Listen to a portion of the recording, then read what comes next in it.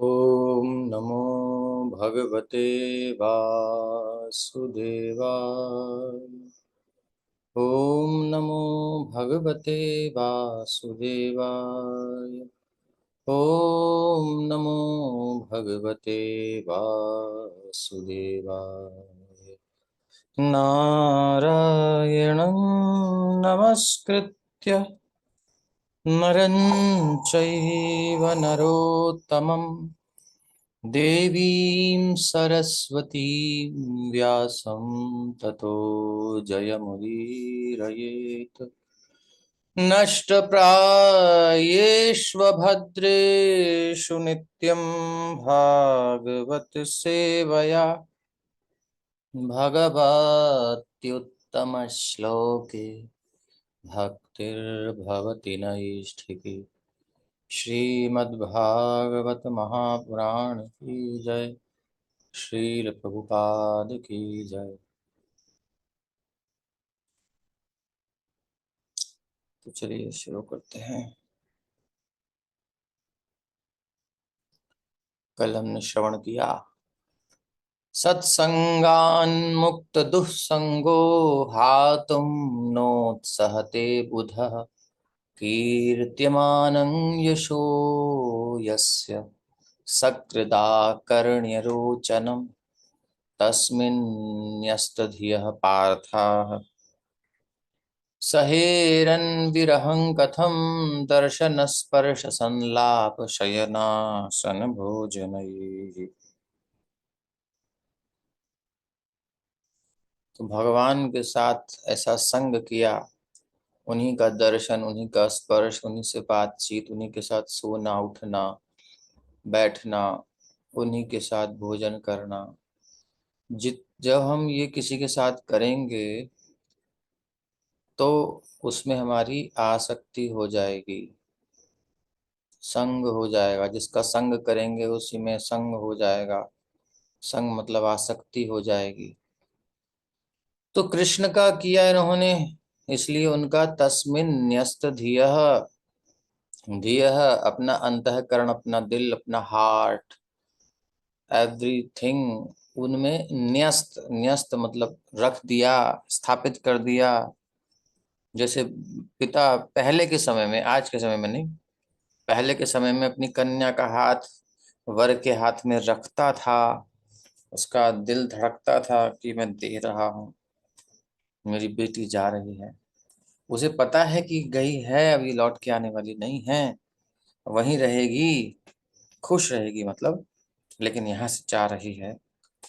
ऐसे ही जिसकी धी बुद्धि रूपी कन्या, मति रूपी कन्या भगवान रूपी वर के हाथ में नहीं दी जाए, सौंपी नहीं जाए, वो नहीं समझ पाएगा। जिसने समर्पण किया है वो समझेगा। आजकल के माता पिता कहते हैं कोई समस्या उधर आ जाना तो टेंशन नहीं, दूसरा देख लेंगे। वो वाला रस नहीं है, वो जो भी कंडीशन है उसकी बात नहीं कर रहे, लेकिन पहले की स्थिति, पहले दिया तो दिया, और वो भी गई तो गई। तो आरक्षण था। तो सत्संगान मुक्ति, ये है सत्संग। ये संग मतलब आसक्ति। आप जहां अपना हृदय अर्पित करोगे, कैसे होगा अर्पित? जहां देखोगे जिसको बार बार, जिसका स्पर्श करोगे, बातचीत करोगे, मतलब ये सब जो भी जिसमें जिसको जितना मिलता है, जिसके साथ होगा उसी में आसक्ति होगी। अब जब यहाँ हो जाएगी, दुसंग हो जाएगा, दो यानी गलत आसक्ति हो जाएगी, तो उसमें क्लेश होते हैं। फिर आदमी भगता है, यार तुमने गलत पकड़ लिया। हम्म। एक तो भेड़िया का गीदड़, वो जो है कछुए को ऐसे मुंह से टटोल रहा था, जीभ से, जीभ निकाल के, क्या है खाने का। कछुए ने, बड़ा कछुआ था, उसने मुंह निकाल के जीभ पकड़ ली। वो नाचा, जीभ के साथ कछुए को भी उठाना पड़ा, उसकी जीभ खिंच गई, कछुए ने छोड़ा नहीं। अब ऐसे कोई पकड़ ले, पकड़ा दी जीभ, तो क्या होगा? कष्ट होगा। भागा फिर वो, जैसे तैसे जीभ बेचारी की छोटी, खून खून हो गया। तो संसार में आसक्ति कहीं करते हैं तो उसमें टेंशन तो होती है, झंझट होते हैं बहुत सारे, ये दुस्संग कहलाता है। हो गई गलत जगह आसक्ति तो आदमी छूटना चाहता है, लेकिन एक जगह से छूट के दूसरी जगह लगता है, दूसरी से छूट के तीसरी जगह लगता है, लगता संसार में कहीं है, एक कछुए से दूसरे कछुए, दूसरे कछुए से तीसरे कछुए, थोड़ी थोड़ी अलग हिसाब किताब होता है, लेकिन ओवरऑल कष्ट ही कष्ट है। दुस्संग कर लिया है हम सब ने, अब क्या करें, सिंपली जो जो आप संसार में कर रहे हो सो सो ठाकुर जी के साथ करो, कन्हैया के साथ करो। क्या क्या कर रहे हैं, संसार को देख रहे हैं, दर्शन, इत उत देखत जन्म गयो, कभी इधर तो कभी उधर, इधर उधर का टाइम नहीं होता तो स्क्रीन पर देख ही तो रहे हैं, देखे जा रहे हैं, देखे जा रहे हैं, कभी सिर हिलाते थे एक्सरसाइज हो जाती थी, इधर देखना है उधर देखना है, ऐसे ऐसे। अब क्या, स्क्रीन पे देखना एक्सरसाइज भी नहीं होती तो फिर पीछे वो हो जाता है, क्या है रोग, स्पॉन्डिलाइटिस कहते हैं, क्या कहते हैं। अब अकड़ी हुई है गर्दन तो स्क्रीन हिलती है, फिर स्क्रीन के ऊपर स्क्रॉलिंग होती है, पहले गर्दन हिलती थी तो एक्सरसाइज होती थी, अब वो भी खत्म कर दी, और पाचन शक्ति खत्म हो रही बैठे बैठे। आज भोजन करते हैं हैवी डाइट और काम होता है नहीं इतना, मेंटली हेल्थ है तो फिर उसमें वैसा भोजन लो, शारीरिक श्रम है वैसा भोजन लो, लेकिन भोजन भी लेंगे हैवी और परिश्रम भी नहीं है, फिर होते हैं शुगर हो गया, फिर थायराइड हो गया, फिर दुनिया भर की चीजें होगी, क्या है ये, ओवरडोज है और क्या है। तोंद निकल रही, क्यों, कैसे निकल जाएगी तोंद, हिसाब किताब से रो नहीं निकल सकती। तो ये सब चीजें हैं, गलत दर्शन कर रहे हैं, मतलब गलत स्पर्श कर रहे हैं, गलत संलाप कर रहे हैं, बातचीत कर रहे हैं, किससे कर रहे हैं, किस एरिया में है वो, माइक या आध्यात्मिक। तो अब देख लीजिए, शयन सो रहे हैं तो क्या क्या चल रहा है, किसके साथ सो रहे हैं, किस बेड पर सो रहे हैं, आसन है कि डबल बेड है, आसन, यहाँ पर बैठना और भोजन करना, क्या खा रहे हैं, भगवत प्रसाद खा रहे हैं, किसी का जूठा मूठा खा रहे हैं। तो ये सब चीजें जिसका जिसका करोगे उसका उसमें आसक्ति हो जाएगी। तो हम हैं दुस्संग में, ये सब कर रहे हैं, यही सब सत्संग में करो, यानी भगवत संबंधी करो। सत यानी भगवान, उनके भक्त, नाम रूप गुण लीला, सत्संगान मुक्त दुस्संगो, ये करेंगे तो इससे मुक्त हो जाएंगे, और इसको करेंगे तो इससे मुक्त हो जाएंगे। दुस्संगात मुक्त सत्संगो, दुस्संगात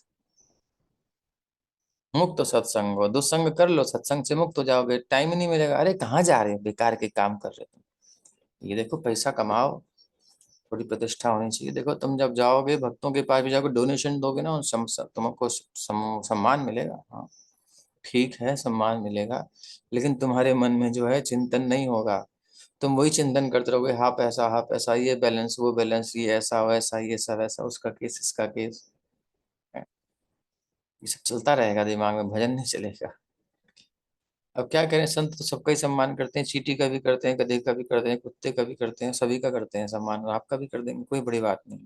लेकिन आपको क्या मिलेगा, दुस्संग जो किया है, दुस्संगात मुक्त सत्संगो, सत्संग यानी मन में जो आपका चिंतन है, धियः धियः, ये थोड़ी होगा पैसा चला जाएगा डोनेशन दे दोगे ठीक है, लेकिन न्यस्त धियः, बुद्धि तो तुम्हारी इसी में लगी है, क्या काम करेगा, फिर थोड़ी ऊंची चीज दे देगा, थोड़ी मौके दे देगा तुम्हें, लेकिन मौके का लाभ क्या होगा। भगवत सेवा में जो धन दिया जाता है उससे हमें सत्संग का मौका मिलता है, साधु संत का कुछ, क्योंकि हम कुछ तो सेक्रीफाइस कर ही रहे हैं।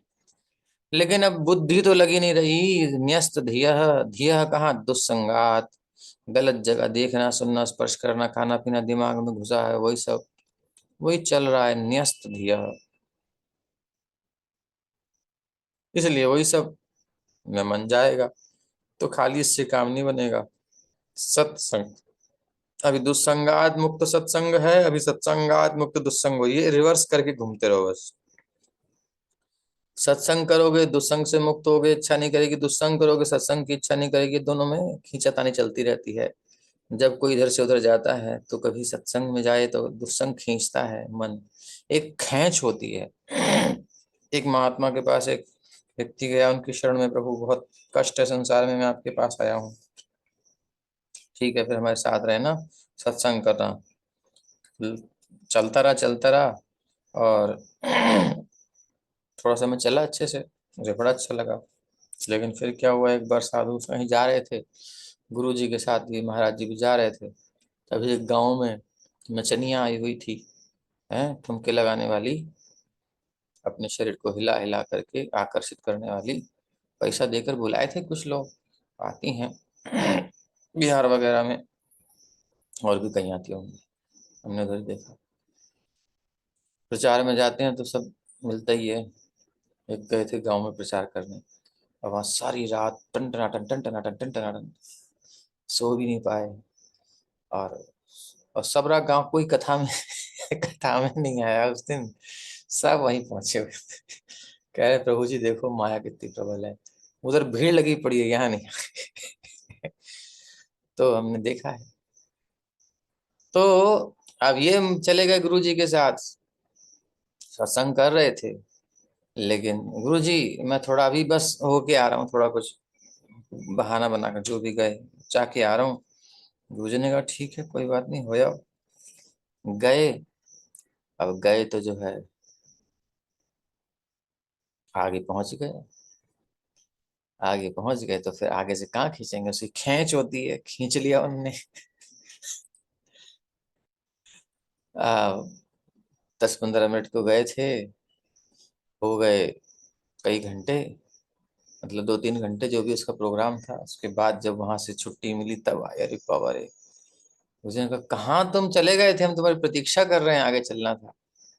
बोले गुरुजी वो खींच थी, उसने खींच लिया हमको, हम गए तो थे देखने में, कहा देख आए, थोड़ा सा बस ऐसे ही देख आए, तो थोड़क लग रही थी, लेकिन जब वहां गए तो उसने खींच लिया हमें। तो ये है दुस्संगात मुक्त सत्संगो, लिखा नहीं, मैं बना रहा हूँ। दुस्संगात, दुस्संग से सत्संग से मुक्त हो गया, दुस्संग करा उसने, सत्संग छोड़ दिया, खींच लिया उसने। इसलिए ये दोनों में ना विरोध है। अगर आपको दुस्संग यानी संसार का संग, देखना, स्पर्श करना, बातचीत करना, सोना, खाना, बैठना, उठना, मतलब इसी में रहना, अगर आपको खलने लगा है, अगर आपको समझ में आने लगा है कि हाँ भले ही थोड़ी मिठास मिलती है लेकिन उसके पीछे टॉर्चर बहुत है, हिंसा बहुत है, शोषण बहुत है, मेरी पूरी कॉन्शियसनेस हर ली गई है, मैं किसी और काम की नहीं रह गई हूँ जीवात्मा, तो फिर आपको समझना चाहिए कि आपका शोषण हो रहा है, और वो भी ऐसे तरीके से हो रहा है। किसी को जो है ऐसा समझ लो, ऐसी कंडीशन है कि एक व्यक्ति को जो है जेल से मुक्ति मिल सकती है। और जेल में बहुत कष्ट है, मतलब उसको बहुत कठिन परिश्रम करना पड़ता है और बहुत कोई सुविधा भी नहीं है। तो उसको क्या हुआ कि जेल का दरवाजा खुल गया, बोले अब जिसको भागना है भाग लो। तो भागने वाले के पास क्या है, जाते समय उसको बहुत सारी चीजें मिल गई, अगर तुम नहीं भागोगे तो तुमको ये मिलेगा, ये मिलेगा, ये मिलेगा, ये मिलेगा, लालच दुनिया भर की डाल दी है। ये सुविधा मिलेगी, ये सुविधा मिलेगी, जेल में रहोगे तो ये सुविधा मिलेगी, ये सुविधा मिलेगी, ये सुविधा मिलेगी। तो अगर कोई इसमें फंस गया और उसको मिला भी, तब भी जेल में ही मिलेगा। जेल का जीवन कैसा हो, जेल ही है। और जेल के नियम जेल के होते हैं, आज तुम्हें सुविधा दी, कल नहीं देंगे, क्या कर लोगे तुम, क्या कर लोगे बताओ, कैदी तो हो।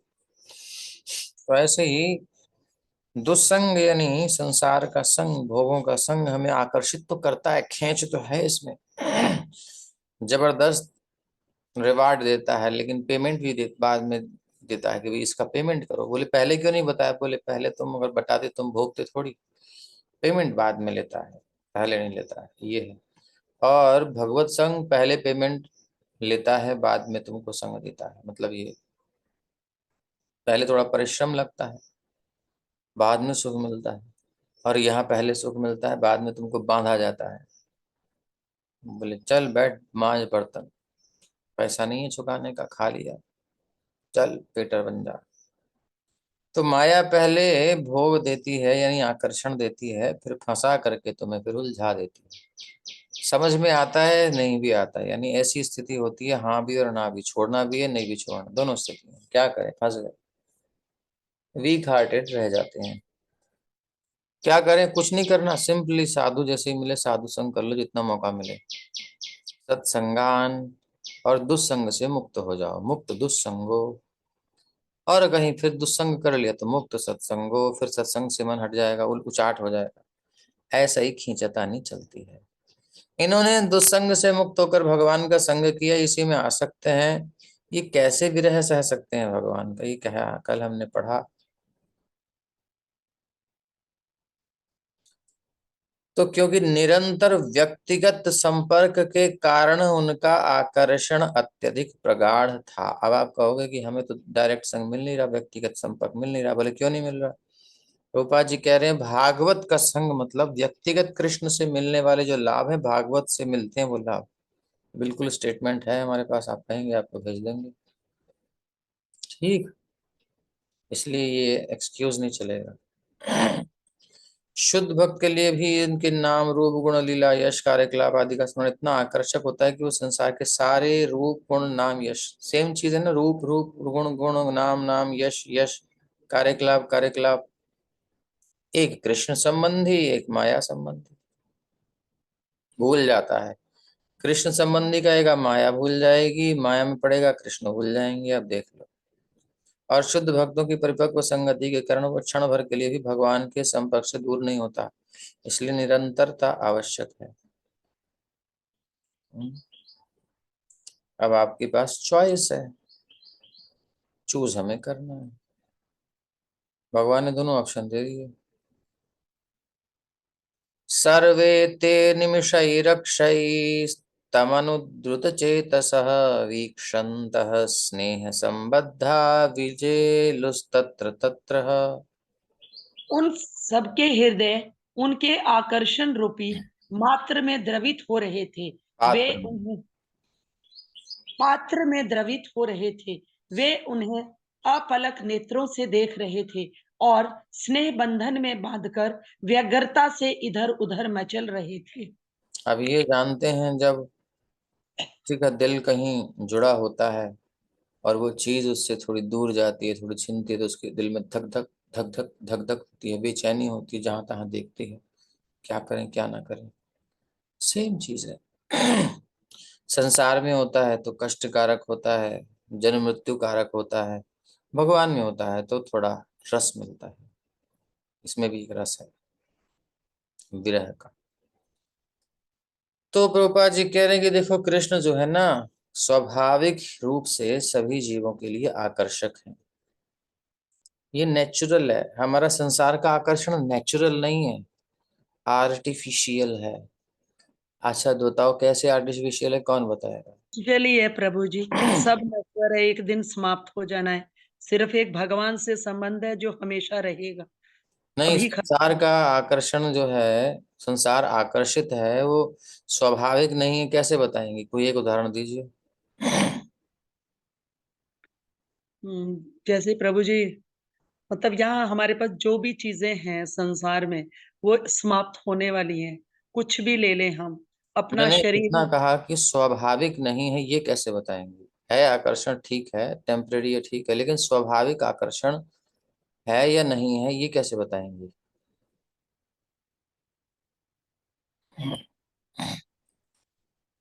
बताइए, समझ पा रहे हैं प्रश्न नहीं। हाँ जी प्रभु जी। मतलब मतलब स्वाभाविक आकर्षण हाँ है जी जी। या नहीं है, इसे कैसे सिद्ध करेंगे, कुछ भी एग्जांपल देके बताइए, संसार में तो रहते ही हैं आप। जी प्रभु जी, जैसे प्रभु जी हम कोई चीज देखते हैं तो हम्म। हमें वो अट्रैक्ट करती है, हमें उससे आकर्षण हो जाता है। हम्म। मान लीजिए प्रभु जी, हम कहीं गए, किसी शोरूम में गए, हम्म। हमने देखा वहाँ एक खूबसूरत सा सोफा है, तो हम अट्रैक्ट हो गए, हम उसे लेना चाहेंगे, उसके प्रति आकर्षित हो गए। मतलब हम्म। तो जो भी मतलब भौतिक जगत है, वहां पर चीजों से आकर्षण तो स्वाभाविक है प्रभु जी। स्वाभाविक है, हाँ जी। वही तो पूछ रहा हूँ कि स्वाभाविक है कि नहीं। है प्रभु जी। तो फिर आगे कोई बताएगा कि स्वाभाविक है कि अस्वाभाविक है, तो भगवान के लिए भी स्वाभाविक है।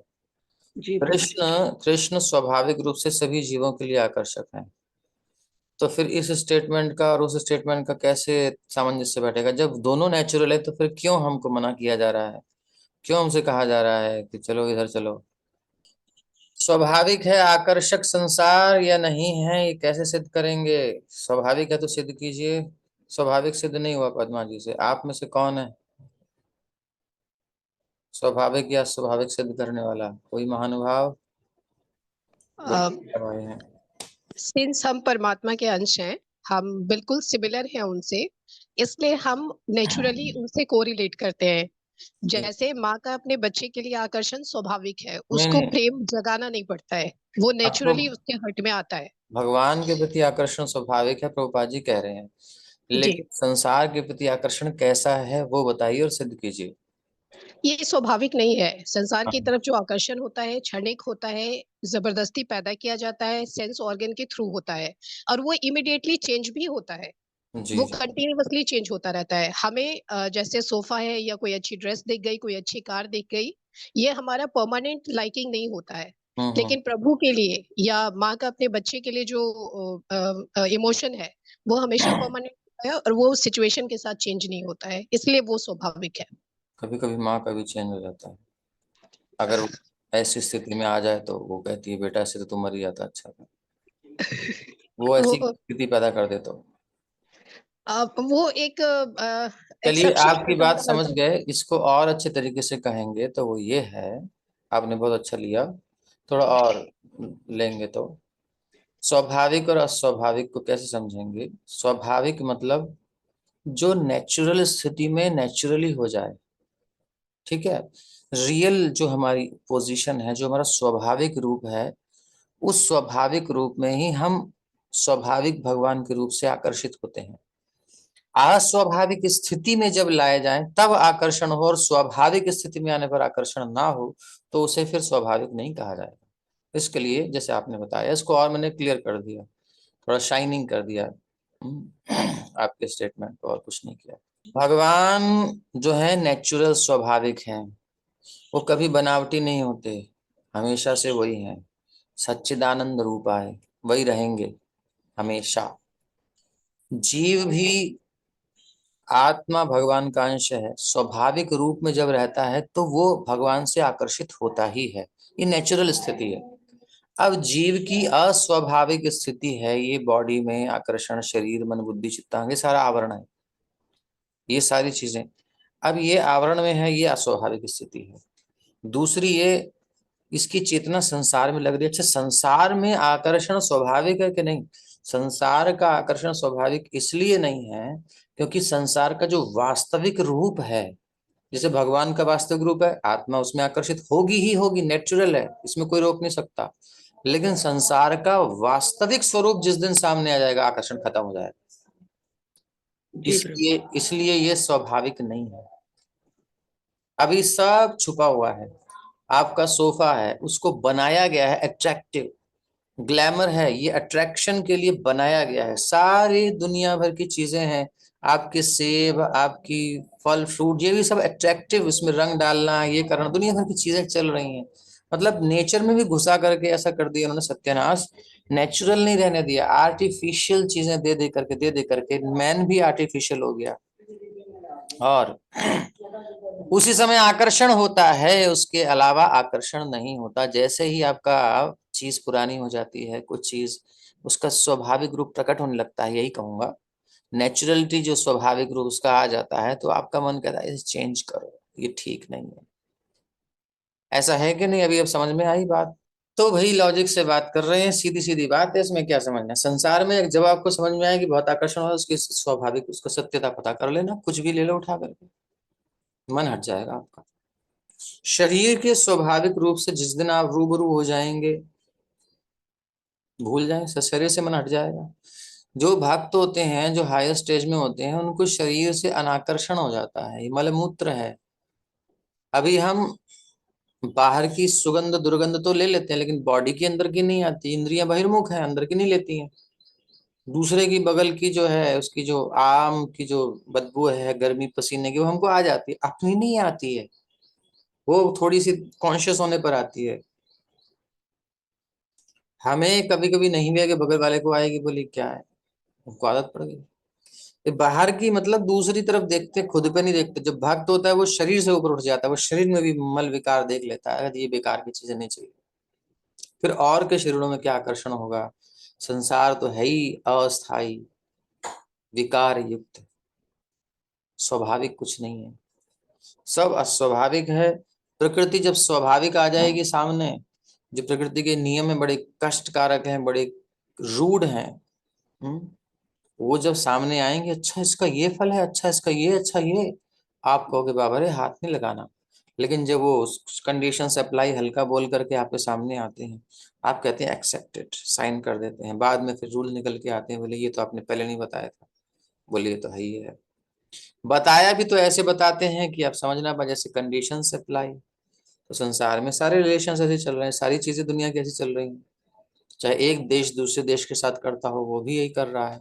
एक फैमिली दूसरे फैमिली के साथ कर रही हो, रिलेशंस में आपस में एक दूसरे के साथ कर रहे हो, सब तो आर्टिफिशियल है। स्वाभाविक स्वरूप आ जाए तो है, कौन किसको चाहेगा? कुछ चाहने लायक है ही नहीं संसार में, केवल कृष्ण है। वो जब स्वाभाविक होते हैं तो और सुंदर लगते हैं। श्री कृष्ण को, श्री राधा रमण लाल को आप देखो, गर्मी में जब एक हल्की सी झुगलिया, एक माला बस थोड़ी पहना देते हैं, सारा श्री विग्रह दर्शन होता है और सुंदर लगते हैं। और जब वस्त्र पहना देते तो लगता है ढक गए, जैसे वो सौंदर्य छुप रहा है इनका। स्वाभाविक में और सुंदर लगते हैं। आदमी को नंगा खड़ा कर दो, आपको दिमाग खराब हो जाएगा, ये क्या है। जितने भी शरीर हैं, मेल फीमेल की बॉडी है, उस बॉडी को आप किस रूप में एक स्ट्रक्चर दे करके, एक डेकोरेट करके सामने रखते हो। नहीं तो फिर जंगली में आदिवासी लोग भी आज भी हैं, नंगे घूमते हैं, कोई आकर्षण नहीं होता, आपको नहीं होगा। माताएं, स्त्रियां, पुरुष सब वो आदिवासी कहे मतलब उनको ऐसी, उनके अंदर वो जंगल में ही रहते हैं, उनको कोई वो है ही नहीं, संस्कृति नहीं है उनके पास, पशुवत रहते हैं। तो ऐसे ही काम करते रहते हैं, घूमते फिरते रहते हैं, ऐसा कुछ आकर्षण नहीं दिखता वहां पे, कोई वो सी चीजें नहीं होती हैं, खुला पड़ा है। यहाँ ढक ढक करके आकर्षण हो रहा है, और जो होता है वो थोड़ा सा हो जाता है, खत्म, संतान हो जाती है, खत्म, ज्यादा कुछ नहीं है। तो स्वाभाविक रूप में इतना आकर्षण नहीं है संसार में, ये बना बना करके किया जा रहा है। जितनी हीरोइंस हैं, जितने हीरो हैं, इन सबको नंगा खड़ा कर दो, कोई कोई कोई सर्जरी वर्जरी नहीं होनी चाहिए इनकी, कोई भी मेकअप फेकअप नहीं होना चाहिए, बिल्कुल जैसे भूतनाथ है वैसे छोड़ दो। आप कहोगे ये हीरो है या जीरो है? तो ये है, बना बना कर आर्टिफिशियल संसार रहेगा तब आकर्षण होगा। आकर्षण है तो उसका मतलब धोखा है, ये समझ लो। लेकिन कृष्ण स्वाभाविक रूप से सभी जीवों के लिए आकर्षक हैं, क्योंकि वो समस्त शाश्वतों में प्रधान शाश्वत हैं। एकमात्र वो ही अनेक शाश्वतों के पालक हैं, यानी आत्माओं के। शाश्वत मतलब आत्मा, अनेक आत्माओं के, एको बहुनाम योग दधाति कामान, जीवो जीव नित्य नित्यानाम चेतनश्चेतना नाम, वो ये श्लोक है। तो ये कठोपनिषद का कथन है, और इस प्रकार मनुष्य भगवान के साथ अपने शाश्वत संबंध को जागृत करके, जगा करके, ये सोया हुआ है, संसार में खोया हुआ है, उसे भूल कर भगवान के संबंध, जो शाश्वत संबंध है, अभी भी है हमारा भगवान के साथ संबंध, उसे जागृत करना है, होश में आना है। जिसे वह भगवान की भ्रामक शक्ति माया के चक्र के वशीभूत होकर भूल चुका है, भूल जाओ, भूल गई, स्थायी शांति और समृद्धि प्राप्त कर सकता है। अभी जो शांति है टेम्परेरी, कुछ क्षण के लिए लगा हाँ रिलैक्स है, लेकिन उठते ही फिर समस्या है, फिर थोड़ा रिलैक्स है, फिर समस्या है। तो वो रिलैक्स नहीं है, एक्चुअली अगली समस्या की तैयारी है। तो ये स्थायी नहीं है। स्थायी शांति, स्थायी समृद्धि, संसार के ओपुलेंसेस अस्थायी, कुछ पता नहीं कब क्या हो जाए, किधर की बार किधर पहुंच जाए, किसका घर लुट जाए, किसी घर में आग लग जाए। क्या क्या हो रहा है आप देख ही रहे हो, कुछ नहीं पता। ये समृद्धि भी अस्थायी, शांति भी अस्थायी, छोड़ के स्थायी समृद्धि, स्थायी शांति प्राप्त कर सकता है अगर चाहे तो। नहीं चाहेगा, माया के फेरे में पड़ा रहेगा तो ठीक है, अकाउंट में पैसा आता रहेगा, सलाम ठोकते रहेंगे और ये दो चीजें आदमी को घुमाती रहती हैं, यार ठीक चल रहा है, ऐसे कैसे छोड़ दें, नहीं छोड़ पाता। और फिर आता है समय काल, मृत्यु आकर के कहती है अब छोड़ दे। बोले तुम तो कहते थे छूटेगा नहीं, बोले सब छूट जाएगा, सब छूटेगा, तू खुद को ही भूलेगा, अभी जो है सब भूल करके नया इतिहास लिखना है तुम्हें, चलो। फिर किसी योनि में घुसा देगी। अब की बार बना दिया चूहा, तो उनका काम क्या है, खाने के लिए दौड़ना, खा पी करके फिर दांतों में खुजली होती, कुतरना, गीता कुतर गए।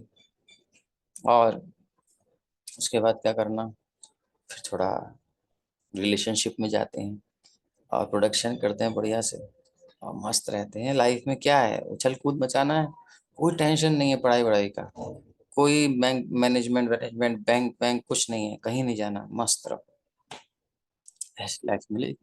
माया कहेगी मौज कर, क्या करना तुझे, भजन तो करना नहीं है, क्या नहीं है तेरे को, सब यही बहुत बढ़िया जिंदगी है, जियो आराम से। तो ये माया कहती है।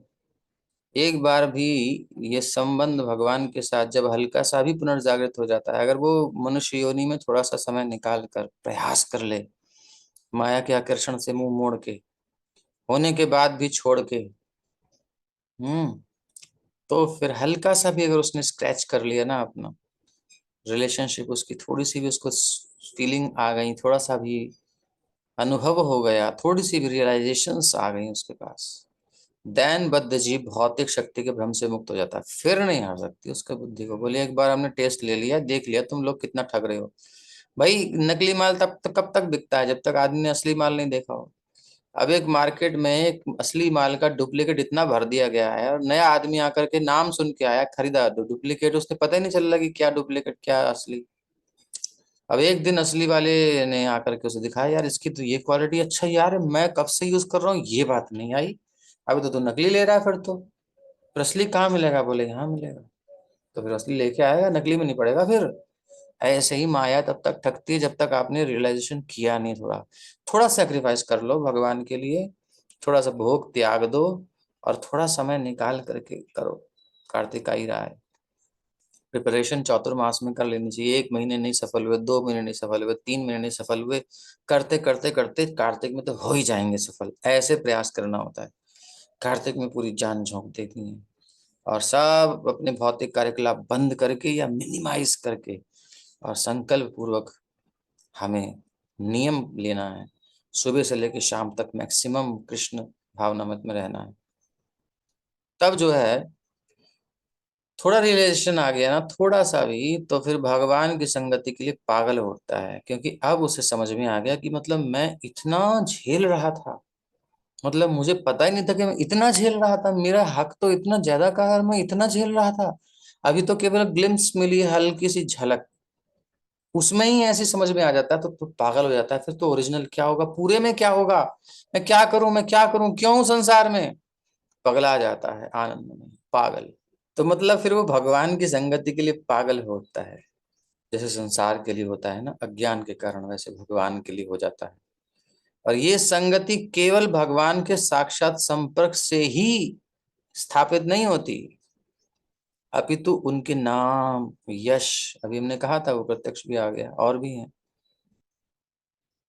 नाम यश रूप तथा गुणों के सानिध्य से भी होती है। यानी आप अगर कृष्ण कथा सुनोगे, उनका नाम सुनोगे, उनका यश सुनोगे, या बोलोगे, चर्चा करोगे, श्री विग्रह के रूप में उनका रूप दर्शन करोगे, इतने सुंदर श्याम सुंदर है, राधा श्याम सुंदर, अलग अलग सुंदर रूप होता है, उनके गुणों का गाओगे, तो आप कृष्ण का सानिध्य पाओगे, और वो पागलपन ऐसे भी मिल जाएगा, वो रियलाइजेशन ऐसे ही मिल जाएगा।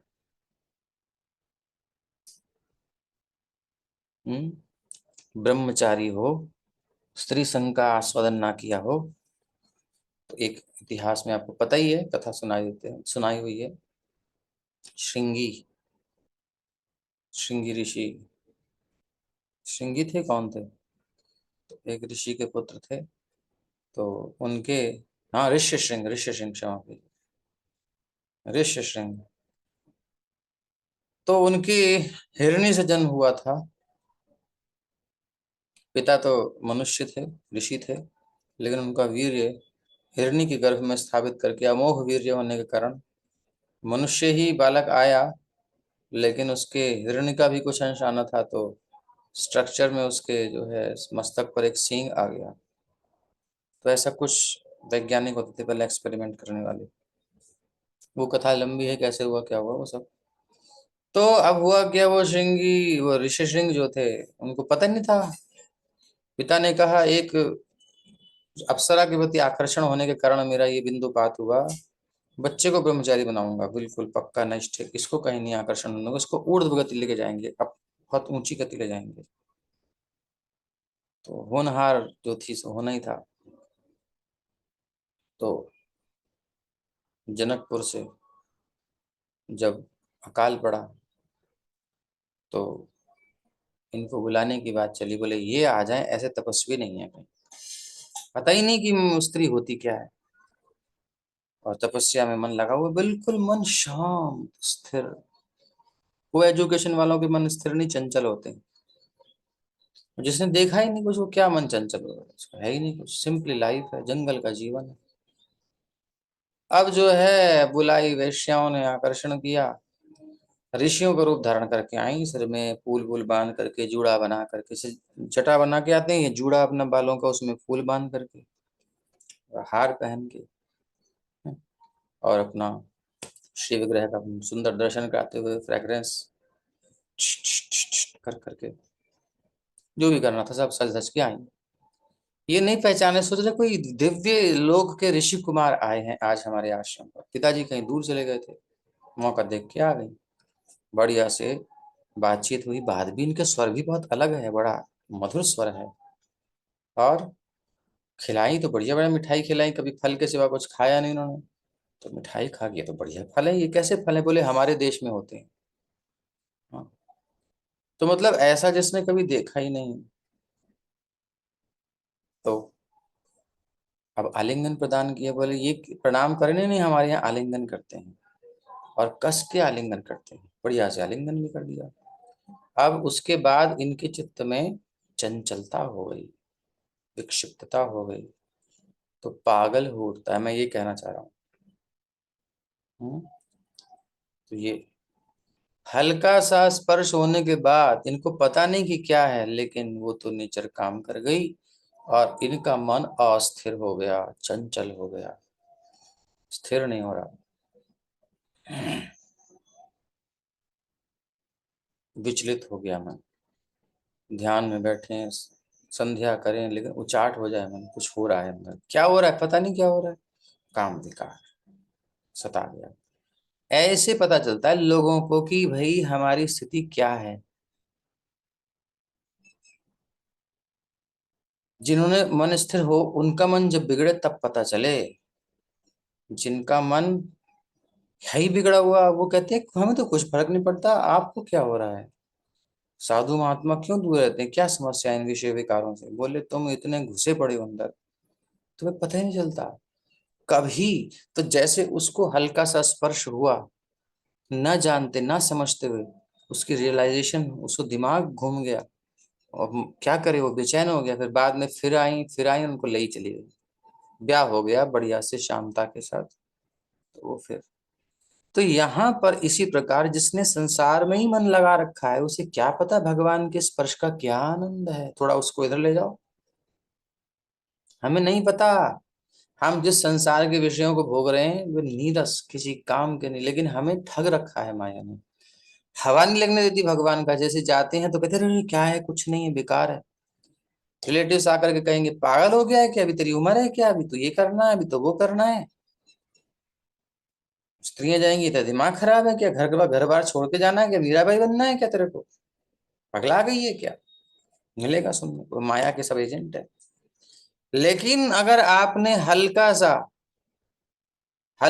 भी प्रयास कर लिया और हल्का सा भी स्मरण स्पर्श कर लिया, सानिध्य का, नाम रूप गुण लीला में एंट्री हो गई अगर आपकी, आलिंगन हो गया कन्हैया के साथ, थोड़ा सा टच कर लिया, हल्का सा स्पर्श मिल गया आपको। यहाँ तो प्रगाढ़ आलिंगन होने के बाद हुआ उनको, यह थोड़ा सा भी स्पर्श हो गया ना, श्री कृष्ण का अंग संग मिल गया, उनकी गंध आपको जीने नहीं देगी, उनकी वाणी आपको जीने नहीं देगी, उनकी रूप, उनकी माधुरी, उनका स्वभाव, क्या बताएं, पागल हो जाओगे, पागल छटपटाओगे, कहोगे भाई यही तो था, मुझे ठग करके रखा गया इतने समय तक, क्या मुझे जहर पिलाया गया, मैं इसे अमृत मानता रहा, कितना टॉर्चर हुआ हूं मैं संसार में, मुझे अब पता चल रहा है कितना बड़ा धोखा हुआ। जब तक भगवत अनुभूति नहीं होगी नहीं समझ में आएगा कितना बड़ा फ्रॉड चल रहा है सबके साथ, बल्क में, समूह में, संपूर्ण सृष्टि में सबको मोहित कर रखा है जिस माया ने, वो है भगवान की शक्ति। ऐसे थोड़ी समझ लोगे, थोड़ा सा मनुष्य शरीर में एफर्ट लगाना पड़ेगा। यह ज्यादा आकर्षण है, ज्यादा आकर्षण है।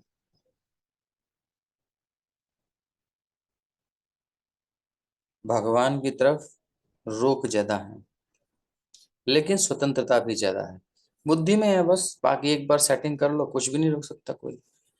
थोड़ा समझने वाले समझिए। और श्रीमद् भागवत भक्त जीवों को इस सिद्ध अवस्था को प्राप्त करने के लिए शुद्ध भक्त से विनीत भाव से श्रवण के द्वारा प्रशिक्षित करता है। तो ये है, थोड़ा सा भी अनुभव कर लिया फिर आपको समझ में आएगा कि किस अग्निकुंड में हम सब बैठे हैं, कितना जल रहे हैं संसार में। एक बार शीतलता का अनुभव तो हो।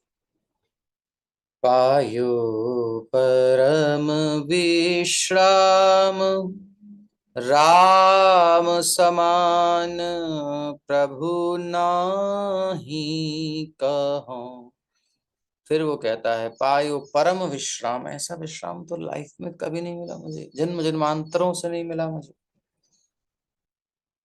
कब से तरस रहा था मैं इस आनंद को, ऐसे मेरे प्रभु को छोड़कर कुछ नहीं है, बस बहुत हो गया। और उसी को कहते हैं संसार वाले पागल हो गया ये। तो ऐसे पागलों के लिए जन्म। न्यरुन्धन्नुद्गलद्बाष्प न्यरुन्धन्नुष आराम से न्यरुन्धन्नुद्गलद्बाष्पम् औत्कण्ठ्यात् देवकी सुते निर्यात्यगारान्नो भद्रम् इति स्यात् बान्धवस्त्रियः। सगी संबंधी नातेदार स्त्रियां जिनके नेत्रों से कृष्ण के लिए व्याकुलतावश अश्रुधारा निकल रही थी, महल से बाहर आ गई हैं। वे बड़ी मुश्किल से अपने आंसू रोक पाई। उन्हें भय था कि प्रस्थान के अवसर पर आंसुओं से अपशकुन हो सकता है। तो इस रोने में, इस आंसू में प्रेम कितना है, विरह भी कितना है, प्रेम भी कितना है, प्रेम का विरह है, और हित की कितनी चिंता है कि मेरे प्रभु के लिए कुछ अपशकुन ना हो। ये प्रेम है, उनका अमंगल ना हो। ठीक। जो कोई भी प्रत्यक्ष या अप्रत्यक्ष रूप से कृष्ण के विषय में सोचता है, कृष्ण के विषय में बातें करता है, या कृष्ण की पूजा करता है, वो कृष्ण के प्रति अनुरक्त हो ही जाता है। तो वही अनुरक्ति ही जीवन है, बाकी तो मृत्यु है। ये कौन बताएगा? भगवान के प्रति अनुरक्ति जीवन है, और भगवान के प्रति अनुरक्ति या संसार के प्रति अनुरक्ति, भगवान के प्रति अननुरक्ति या संसार के प्रति अनुरक्ति मृत्यु है। ये कैसे बताएंगे? इसमें प्रभु जी बताया गया है ना कि जो भगवान से अनुरक्त है तो वही जीवन है, और जो संसार से है वो मृत्यु है। क्योंकि कैसे? क्योंकि जो प्रभु जी, हम संसार के अंदर जितने भी ज्यादा घुसेंगे उतने ही भगवान से दूर होते जाएंगे। हम उनसे, जैसे ही हम उनसे दूर होते जाएंगे तो समझो कि हमारे लिए वो मृत्यु ही है। मृत्यु कैसे है वो? संसार संसार के जितने भी भोग है ना प्रभु जी, वो भगवान से हमें दूर कर दे। तो मृत्यु कैसे है? क्योंकि प्रभु जी यहाँ पर तो हर चीज ही मतलब इतनी वो है संसार की सारी चीजें ही इतनी बुरी हैं कि हमें लग रहा है कि इनमें सुख है, मगर वास्तव में इनमें कोई सुख है ही नहीं। मृत्यु कैसे है वो संसार बताओ। से ही मृत्यु है प्रभु जी, संसार के प्रति अनुरक्ति मृत्यु है। कैसे मृत्यु है, सिद्ध कीजिए ना। जो भगवान से दूर ले जा रही है हमें, हमारे कृष्ण से प्रभु जी, वो मृत्यु ही है। चलो ठीक है, और कोई बोलेगा? हरे कृष्णा प्रभु जी। जी माता जी। एक्चुअल में क्या है, भगवान से रिलेटेड जो भी हम कार्य करते हैं भक्ति कहलाती है, और भक्ति जो है मृत्यु उपरांत भी साथ ही जाती है। लेकिन संसार के लिए हम जो भी कार्य करते हैं अगर अनुरक्त होते हैं तो वो मृत्यु के समय सब यहीं छूट जाते हैं, तो हम्म, इसलिए कहा गया है। चलिए और कोई, और कोई सुंदर सा उत्तर कोई देगा, कुछ नया उत्तर।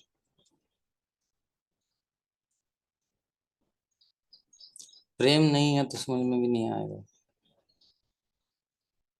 अनुभव नहीं है तो कुछ बोल भी नहीं सकते। हरे कृष्णा प्रभु जी। हरे कृष्णा।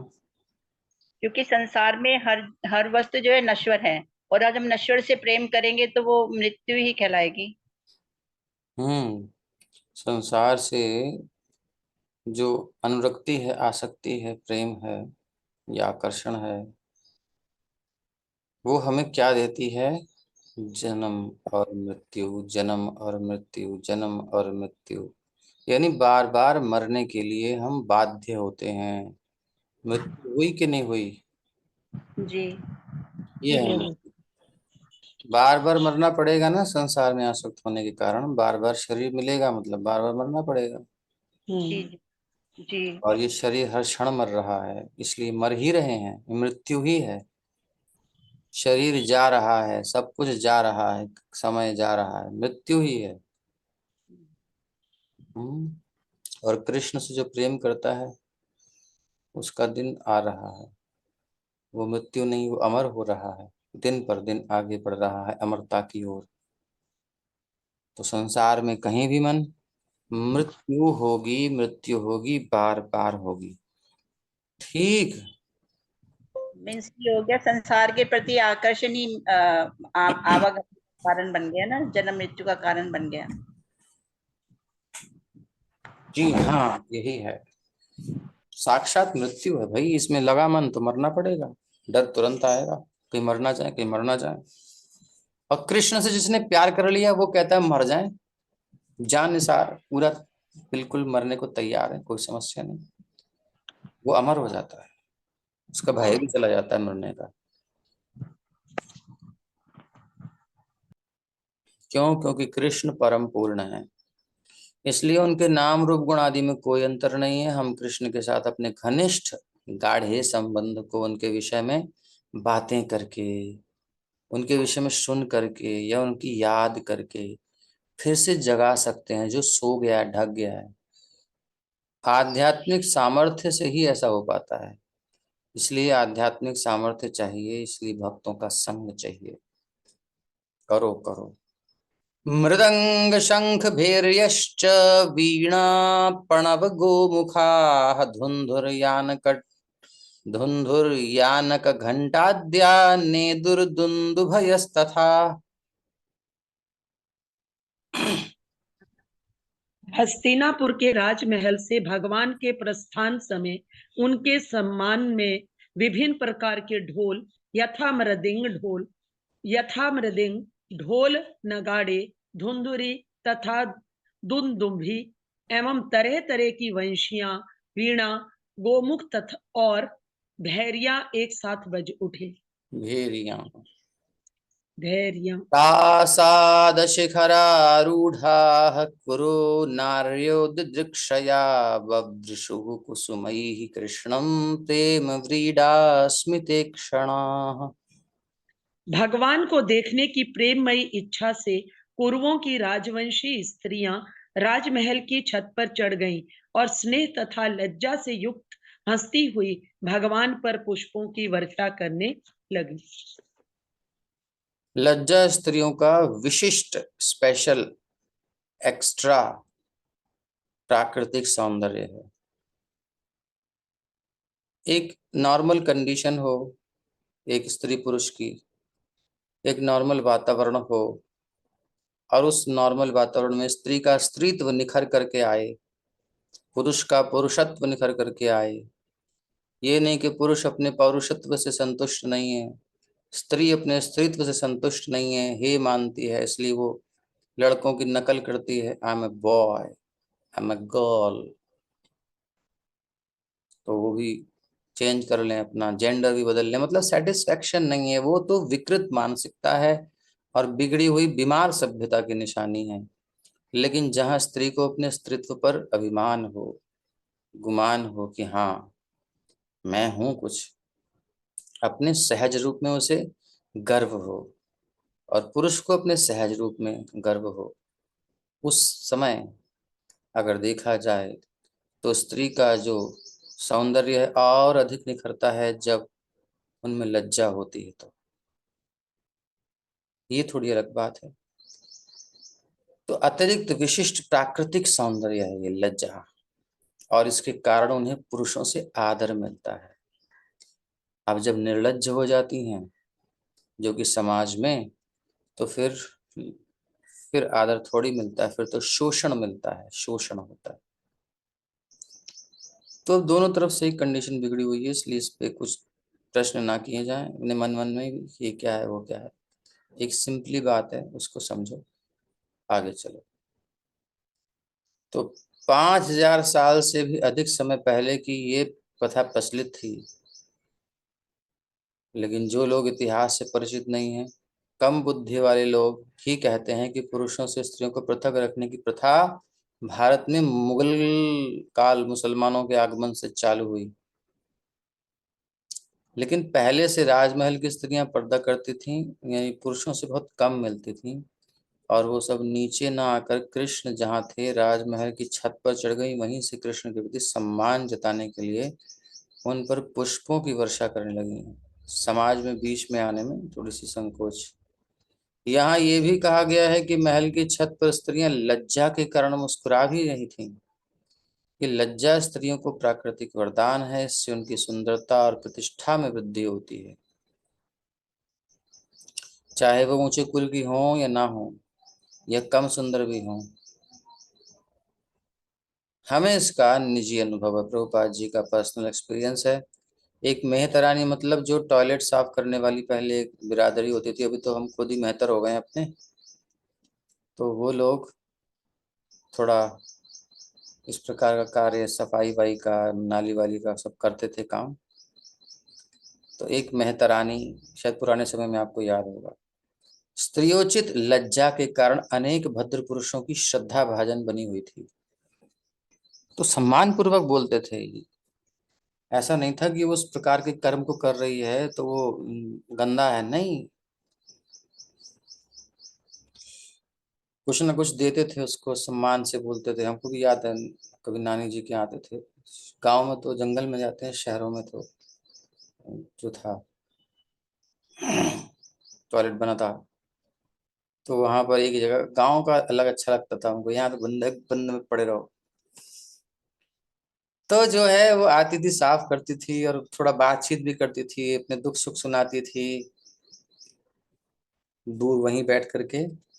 बाहर से आना, बाहर ही टॉयलेट है, उसे साफ करके, उसे अंदर से बाहर से, और वहीं बैठना, पान मुंह में रखते थे। याद आती है शक्ल उसकी, बुढ़िया सी। और सब दुख सुख सुनाना, अच्छे से बातचीत करना, उसको कुछ, कभी गुजिया, कभी फल, कभी कुछ कुछ भेंट भी देते थे उसको, देते रहते थे, हाँ ले जाओ, और क्या चाहिए, कुछ तो परेशानी नहीं है, कपड़े चाहिए, दे रहे हैं खूब बढ़िया से। तो ये सब एक व्यवहार होता था। अब शुद्ध अशुद्ध की बात अलग है, लेकिन एक व्यवहार अलग है। तो ये है श्रद्धा की भाजन। और आज कॉर्पोरेट वर्ल्ड में जाकर के बिल्कुल हाई सैलरी है, सभी कुछ है, लेकिन उसकी इज्जत नहीं है। ये आप अच्छे से समझते हैं जो समझदार हैं, इज्जत नहीं है, शोषण की दृष्टि होती है भोग की सबकी उसके प्रति, सम्मान खत्म हो गया है। इसीलिए केस होते हैं, जहां मौका मिलता है आदमी अपने रंग दिखा देता है। इज्जत नहीं, पहले इज्जत थी, ये चली गई। यही कह रहे हैं, सड़क पर घूमने वाली नारियां अर्धनग्न और पूरी भी तैयार हो रही हैं, सम्मान नहीं प्राप्त कर पाती, लेकिन एक लज्जाशील मेहतरानी सबों से सम्मान पाती है।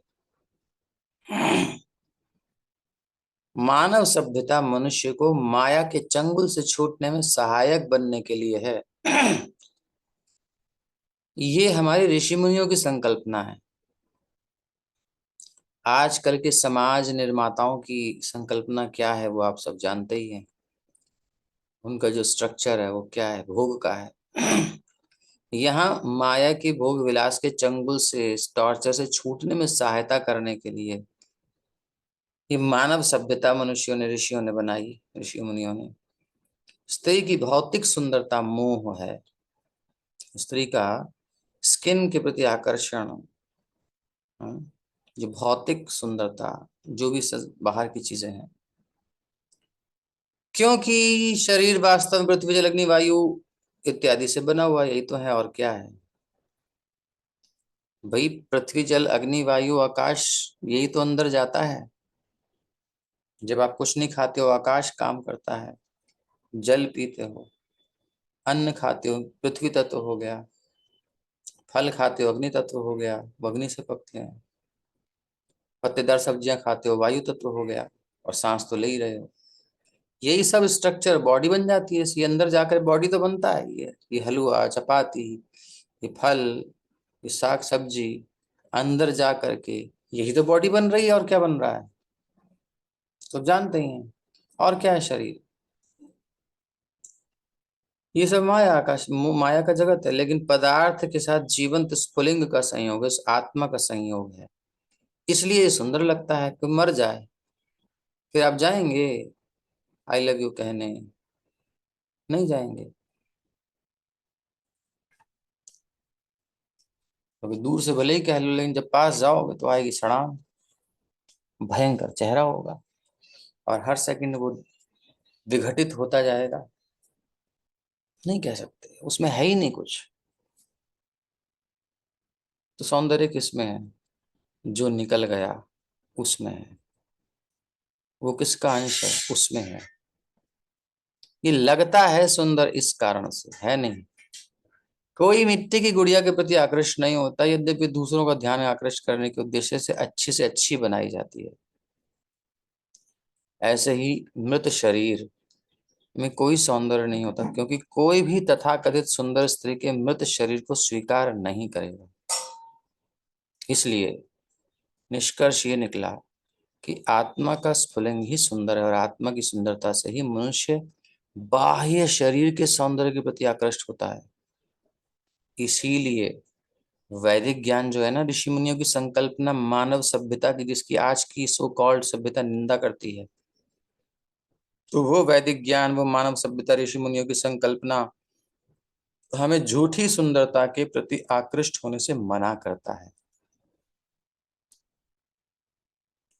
कुछ नहीं है इसमें, मत आकर्षित हो।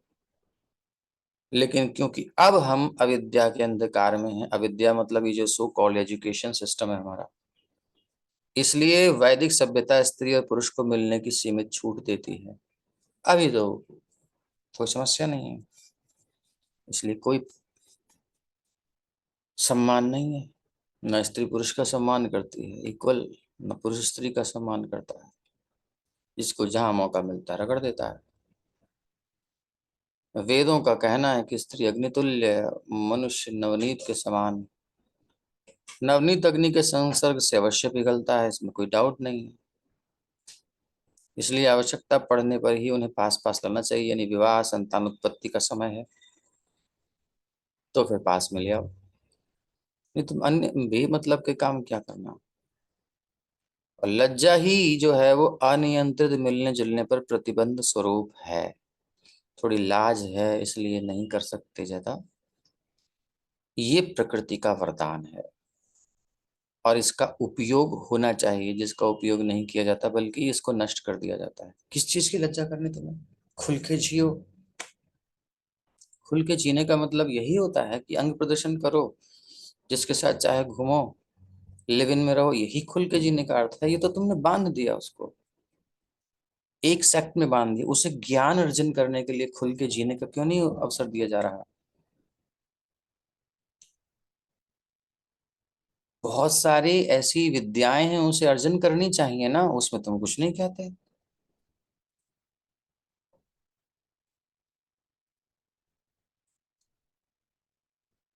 वो बहुत ऊंची उठनी चाहिए।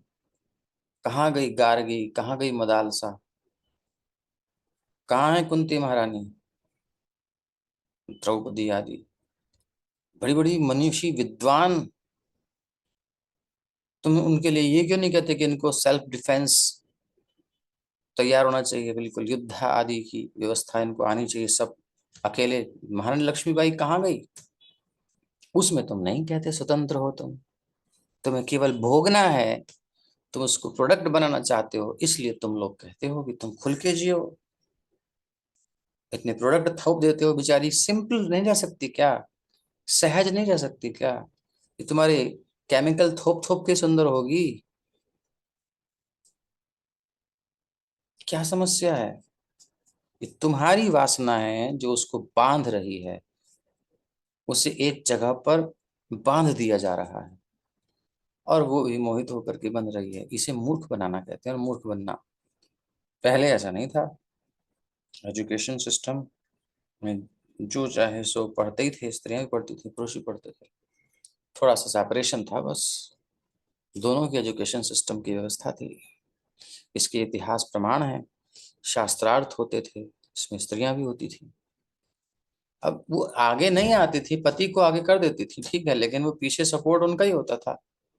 मंडन मिश्र थे, मंडन मिश्र बहुत बड़े विद्वान, शंकराचार्य जी से शास्त्रार्थ।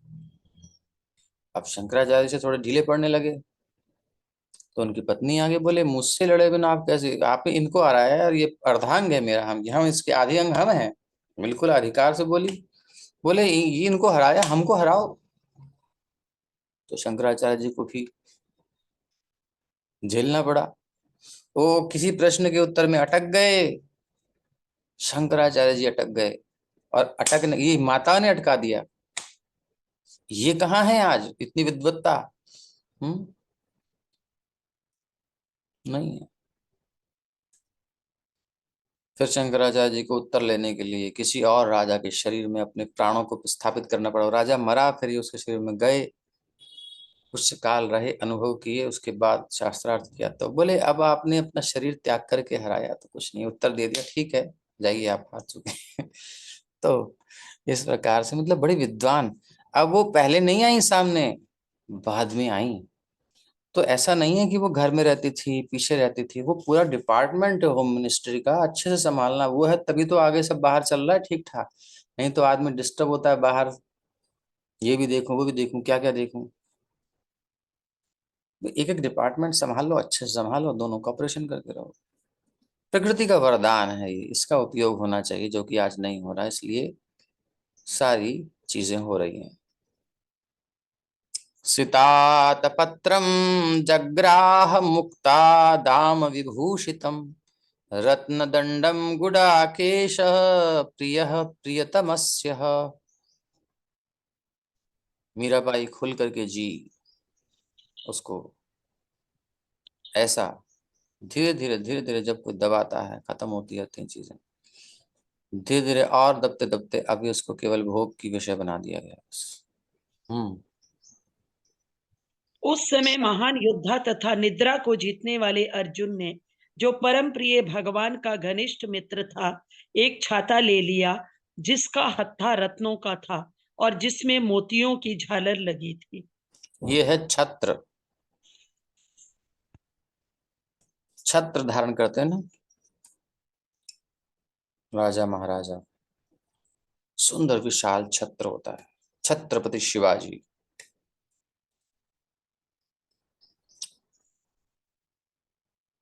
बड़ा सुंदर छत्र।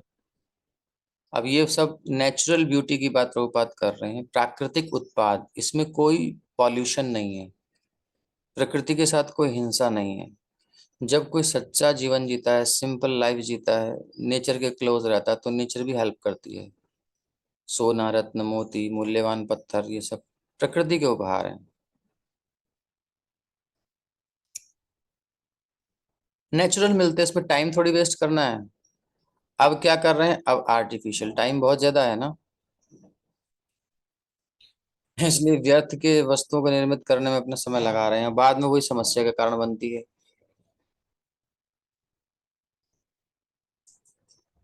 गटापारचा और प्लास्टिक और क्या क्या दुनिया भर की चीजें जो पॉल्यूटेड कर रही हैं संसार को। फिर कहते हैं कि ये प्रदूषण फैल रहा है, गर्मी बढ़ रही है, इस ओजोन की परत ढीली हो रही है, फिर पहले तुम ये निकालते हो, वो निकालते हो, कचरा फैलाए जा रहे हो, फैलाए जा रहे हो, क्यों फैला रहे हो? शुद्ध घी की जगह मार्गरीन या फिर कृत्रिम घी या फिर जानवरों की चर्बी मार मार के, ये सब क्या है, कृत्रिम चीजें हैं। इसलिए कोई जगह ठीक नहीं, सब गंदी गंदी होती जा रही है, भूमि खराब होती जा रही है। नेचुरल प्रकृति के साथ रह के उस सौंदर्य को आनंद अलग है। उद्धवः सात्विकिश्चैव व्यजने परमाद्भुते विकीर्यमाणः कुसुमैरेजे मधुपतिः पथिः पथि। उद्धव तथा सात्यकी अलंकृत पंखों से भगवान पर पंखा झलने लगे और मधु के स्वामी कृष्ण ने बिखरे हुए पुष्पों पर आसीन होकर उन्हें मार्ग पर चलने के लिए आदेश दिया। अश्रूयन्ताशिषः सत्यास्तत्र तत्र द्विजेरिताः नानुरूपानुरूपाश्च निर्गुणस्य गुणात्मनः। अतः यह सुनाई पड़ रहा था कि भगवान श्री कृष्ण को दिए गए आशीर्वाद ना तो उनके उपयुक्त है ना अनुपयुक्त, क्योंकि वे सब उन परम पुरुष के लिए थे जो इस समय मनुष्य की भूमिका निभा रहे थे। हरे कृष्ण। जहां तहां सुनाई पड़ रहा था भगवान को आशीर्वाद दे रहे हैं, भगवान को क्या चाहिए, लेकिन ये प्रेम है, भगवान को अच्छा ही लगता है। कोई उनको भगवान न मानकर अपना मान करके अपना हृदय समर्पित करता है, फिर कुछ वाणी कहता है तो भगवान को अच्छा लगता है। अन्योन्यमासीत् संजल्प उत्तम श्लोक चेतसाम कौरवेन्द्र पुरस्त्रीणाम सर्वश्रुति मनोहरः। चुने हुए छत्रों से जिनकी स्तुति की जाती है, ऐसे श्री भगवान के दिव्य गुणों के विचार में डूबी हस्तिनापुर के सभी घरों की छत पर चढ़ी हुई स्त्रियां उनके विषय में बातें करने लगी।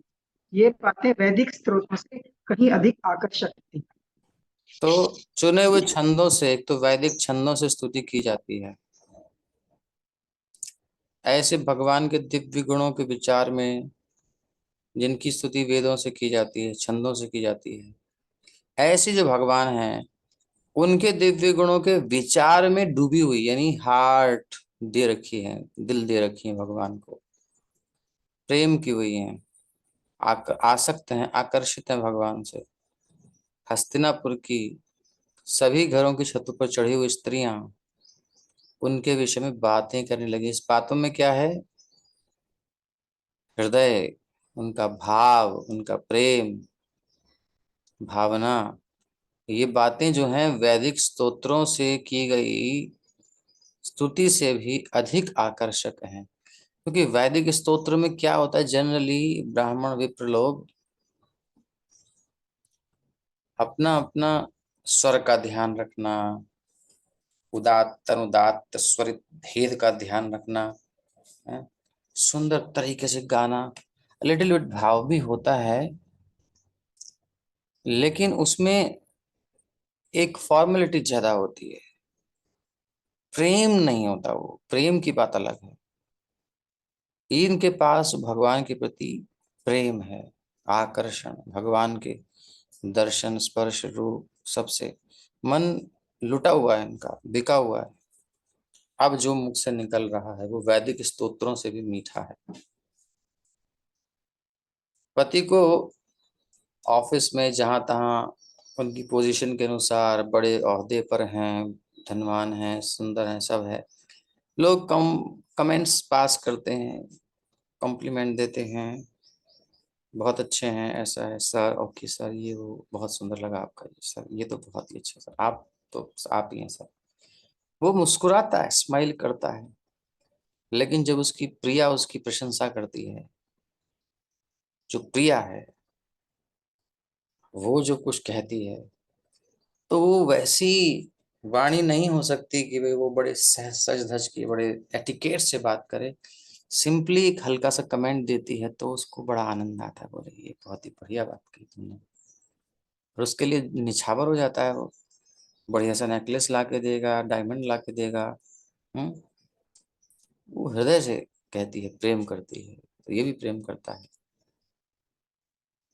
तो ऐसे ही स्त्रियां, और इधर नरोत्तम दास ठाकुर हमारे आचार्य सरल बंगला भाषा में बहुत गीत लिखे हैं, और उधर विश्वनाथ चक्रवर्ती ठाकुर ने क्या कहा, इन गीतों को वैदिक मंत्रों के समान बताया। कारण क्या है? विषय वस्तु। भाषा का उतना महत्व नहीं, विषय वस्तु की महत्ता होती है। तो भले ही स्त्रियां संस्कृत की अच्छी विद्वान न रही हों, तो भी उनकी बातें वैदिक स्तोत्रों की अपेक्षा अधिक मनोहर लग रही थी, क्योंकि उनके विचार, उनके कार्यों में उनके हृदय लीन थे, उनका मन डूबा हुआ था, रस में पगा हुआ था। इसलिए ये अप्रत्यक्ष स्तुति है, अपरोक्ष नहीं है, परोक्ष स्तुति है वेदों की। लेकिन स्त्रियां डायरेक्ट अपरोक्ष स्तुति कर रही हैं, डायरेक्ट कृष्ण को कह रही हैं, और अधिक हृदयग्राही हैं। विद्वान ब्राह्मणों के आशीर्वादों से भी अधिक मूल्यवान है भगवान के लिए माताओं की,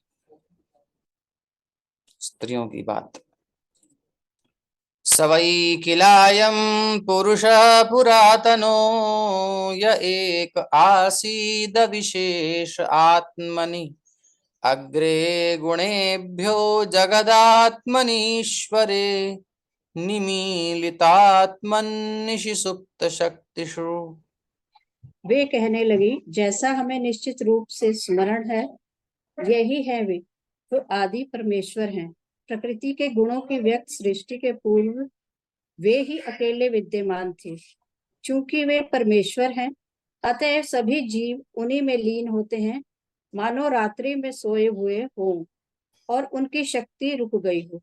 अब देखो, ऐसा नहीं है माताओं ने कोई पढ़ाई वढ़ाई नहीं करी है, स्कूल कॉलेज नहीं गई हैं, अनपढ़ा बैठी हुई हैं।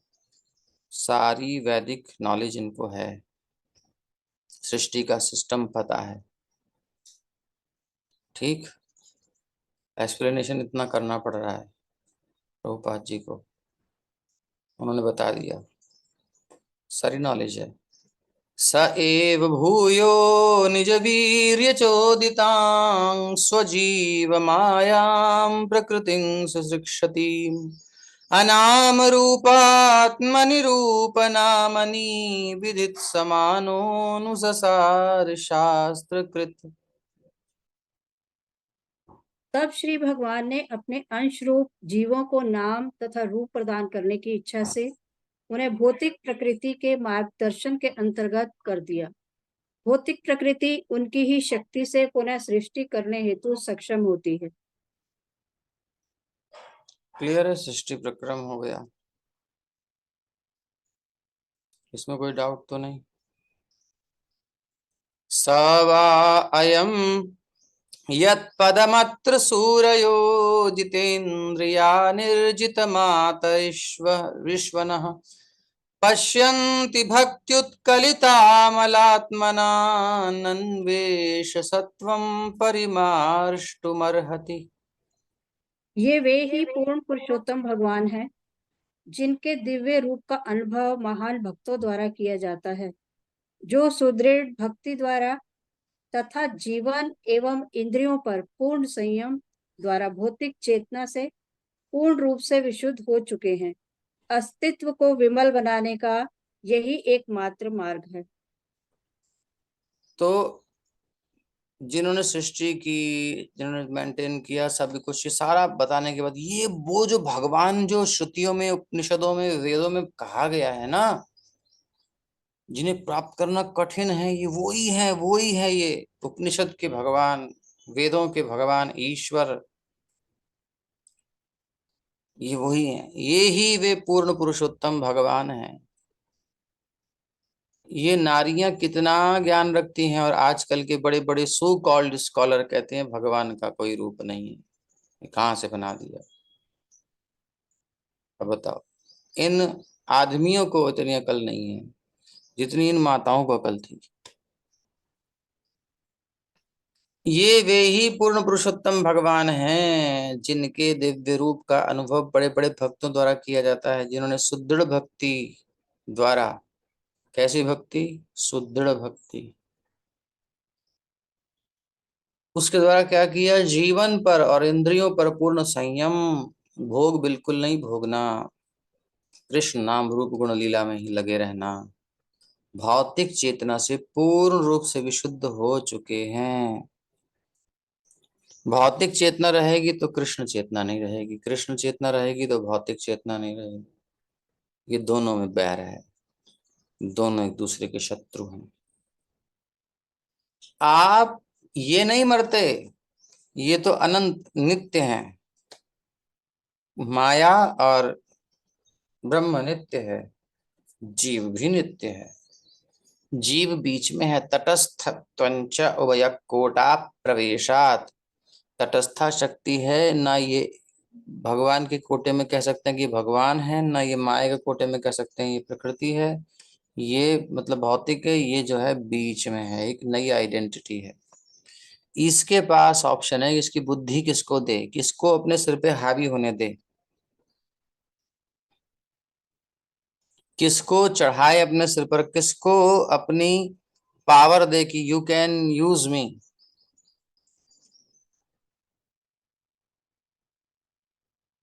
Manipulate me, you can do anything you want, जो चाहे सो करो, मेरा मैं तुम्हें समर्पित करता हूं, ये कह सकता है बस, और कुछ नहीं। ये स्वतंत्रता इसके पास है। ऑप्शन दो हैं, एक तरफ देवी जी हैं, माया देवी जी, और एक तरफ कन्हैया जी हैं। अब जिनने माया देवी को यानी मायिक चेतना में, भौतिक चेतना में अपने आप को फंसा दिया है, यानी चेतना जिसकी मायिक हो गई है, इन्फ्लुएंस्ड हो गई है, प्रभावित हो गई है, मोहित हो गई है, वो नचा रही है प्रकृति ही क्रियमाणानि गुणैः कर्माणि सर्वशः, और अहंकार विमूढ़ात्मा कर्ता अहमिति मन्यते। झूठा ही करता मानता है, प्रकृति नचा रही है, लल्लू लाल बना रही है, अपना काम निकाल रही है, स्लेव बना करके रखी हुई है। ठीक है, स्लेव तो बनना ही है, लेकिन ऐसे स्वामी का स्लेव बनने में क्या मिला? जिंदगी भर कुछ नहीं मिला। चेतना दूषित होती चली गई है, भूल ही गया कि हम कभी मुक्त थे या मुक्त हो सकते हैं या मुक्त हैं, जो भी आप फिलॉसफी अंडरस्टैंडिंग मानो, तीनों रख दिया हमने। तो अपने स्वरूप से अनभिज्ञ हो गया, तो अब उस स्वतंत्रता का दुरुपयोग किया, इसलिए फंस गया। कुछ नहीं, सिंपल है, अब स्वतंत्रता का सदुपयोग कर लो, वो माया कभी नष्ट नहीं कर सकती, वो अभी भी है हमारे पास, कैसी भी कंडीशन में होती है। अल्प स्वतंत्रता का दुरुपयोग या सदुपयोग, अभी दुरुपयोग करके एक स्वामी को देख लिया अच्छे से, कथिता नापालिता दुर्निदेशा, कब तक इनके दुर्निदेशों का पालन करूं? जो भी अर्जिज आती हैं अंदर भोग भोगने की, काम करने की, सब कर करके देख लिया, कभी जूता पड़ता है, कभी हार पड़ता है, लेकिन कुल मिला करके सत्यानाश ही हो रहा जीवन का। आनंद नहीं है, तृप्ति नहीं है, फियरफुल है। तो क्या करें? बोले उस स्वतंत्रता का सदुपयोग करके अब कृष्ण में लग जाओ।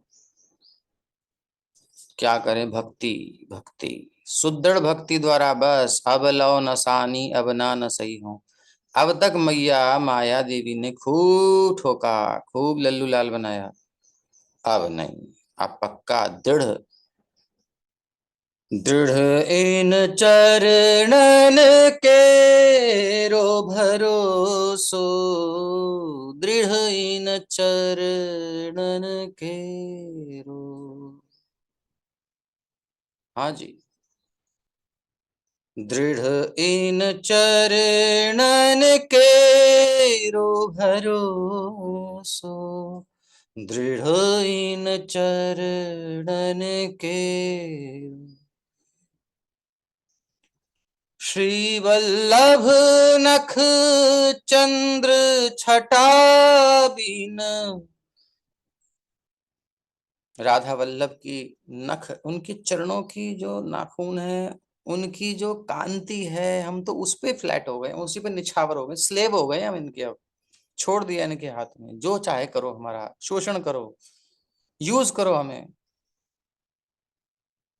इधर खूब होली है, देख लिया।